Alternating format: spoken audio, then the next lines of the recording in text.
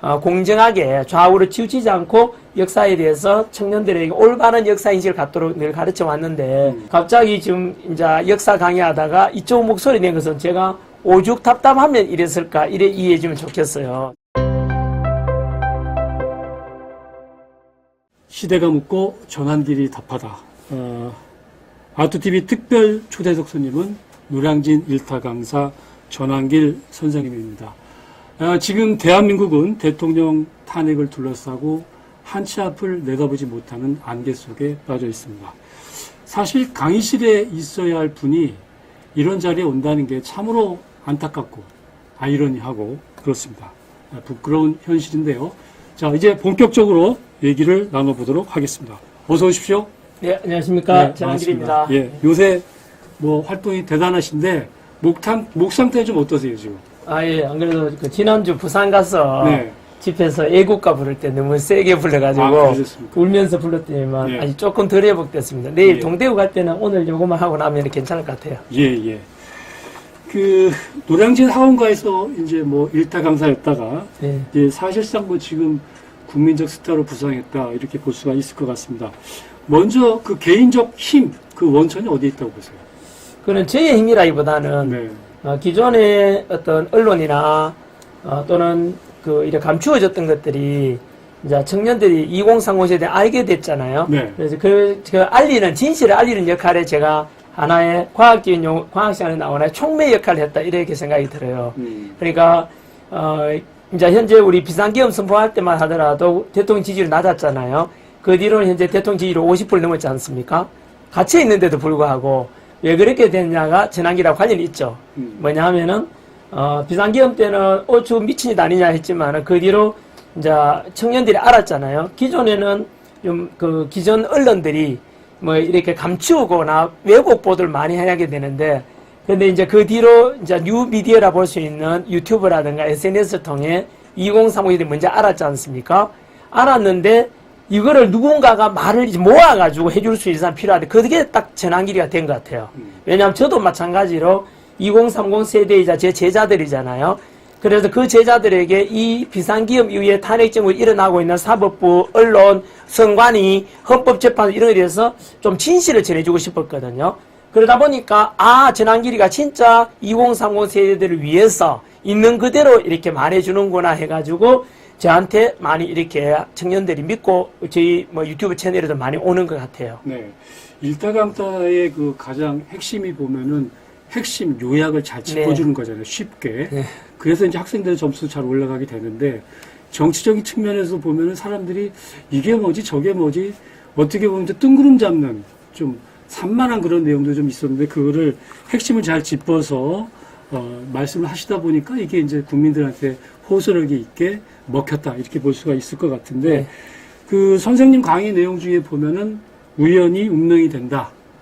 그러면서 또 굳이 뭐 오지랖 넓을 필요가 있겠느냐 이렇게 하셨는데 지금은 일타 강사에서 완전히 그 정치 운동가로 이렇게 변신한 느낌이에요. 어떻게 보면은 역대 어느 정치인 못지않게 그 시원함을 주시는 것 같아요. 청량함을 주시는데 쉬운 말로 참 그 가슴에 울림을 준다 이렇게 볼 수가 있겠는데 그 비결은 어디에 있다고 보세요? 제가 원래부터 이번 비상계엄과 이거 터지기 전에도 제 채널에 보면은 수험생들한테 공무원 수험 때도 그랬고 수능 강의할 때도 인생 선서를 많이 해요. 네. 왜냐하면 공부 내용 진도 나가는 것보다도 왜 공부를 해야 되는지 우리가 인생 어떻게 사는지 제가 겪은 어떤 이런 것들에 대한 쓴소리죠. 많이 해왔었고요. 그리고 그런 연장선이라고 봐요. 다만 주제가 이제 정치 주제로 옮겨온 것이라고 보면 되겠죠. 그래서 제가 원래는 이제 오직 한 길로 간다. 이게 제 미친 자는 성공한다. 이게 제가 또 인생 장호명 중에 하나거든요. 그래서 제가 원래 26년간 수능 공무원 강의만 하다가 역사 가르쳤지 않습니까? 역사 가르칠 때는 현대사에 대해 민감한 게 많이 나옵니다. 좌파식으로 가르칠 수도 있고 우파식으로 가르칠 수도 있거든요. 하지만 언제나 공정하게 좌우로 치우치지 않고 역사에 대해서 청년들에게 올바른 역사인식을 갖도록 늘 가르쳐 왔는데 지금은 이 바뀌게 된 게 제 좌우명과도 조금 다르지 않습니까? 왜냐하면 오지랖 넓은 짓 하면 안 된다 이런데 제가 갑자기 지금 이제 역사 강의하다가 이쪽 목소리 낸 것은 제가 오죽 답답하면 이랬을까 이래 이해해 주면 좋겠어요. 예. 쉽게 말하면은 이제 저희가 판단하는 거는 그렇습니다. 역사 공부해 보면은 역사적으로 헤게모니가 바뀔 때마다 전쟁이 나거나 혼란이 발생하거든요. 예를 들면은 우리가 200년간 섬겨왔던 명나라가 약화되고 여진족 후금이 생기고 청이 생기면서 정묘호란과 병자호란을 겪거든요. 그리고 구한말에 가면은 중국 중심의 이런 헤게모니가 이제 서양 제국주의가 들어와서 그걸 받아들인 일본이 메이유신을 통해서 급부상하지 않습니까? 예, 예. 그 헤게모니가 깨지면서 이제 우리는 식민지로 전락하는 또 이제 이런 힘든 결을 겪죠. 그리고 나서 이제 광복 이후에는 갑자기 미국하고 소련 중립이 되면서 그 사이에 끼어 있는 우리 한반도가 6.25 전쟁을 또 겪게 돼요. 그 뒤로 70여 년간 지금까지 전쟁이 없었던 이유는 미국이 워낙 강하기 때문에 어떤 세계 경찰 역할을 해왔거든요. 근데 어느 순간 중국이 너무 급부상하면서 미국이 약간 해결 깨져요. 그러면서 전쟁 억질이 약해지면서 러시아, 우크라이나 전쟁이 일어나고 하마스, 이스라엘 전쟁이 일어났다고 생각하거든요.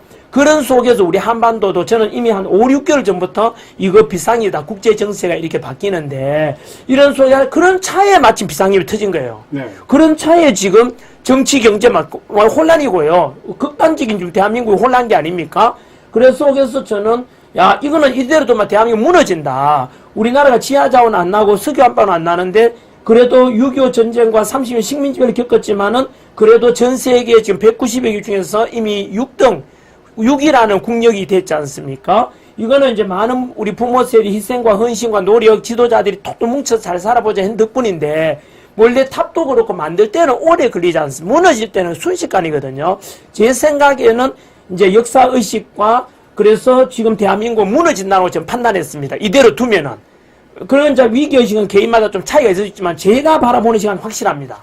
제가 느끼기는. 그래서 제가 지금 안 났으면 대한민국 무너질 것이고, 무너지고 나면 먼 훗날에 저는 내 인생에서 되게 비겁하다는 생각이 들었어요. 그래서, 지금 제가 이런 소리 안 내는 것은 저 딸아는 이제 잠고 잘 살잖아. 인기 많고 돈 많고 뭐 그냥 잘 벌고 하니까. 하지만 이러다가는 내가 대한민국 무너지고 나면 이 제자들, 내 2035 세대들이 살아갈 나라가 비참해지겠다는 생각이 들었어요. 그래서 내가 욕먹더라도 이거는 놨어야 된다. 그래서 제가 지금은 이제 한 달간 여기 올인하고 있는 거 미쳤죠. 완전히 정치 문제에 대해서. 왜냐하면 대한민국 살리고 대통령 탄핵 기각시키고 국가 시스템이 정상화돼야 한다는 게 제가 지금 빠른 시일 내에 대한민국이 정상화되는 방법이라고 생각하거든요. 그걸 위해서 지금 목소리 내고 있는데 그게 청년들이 알아주면서 진정성이겠죠.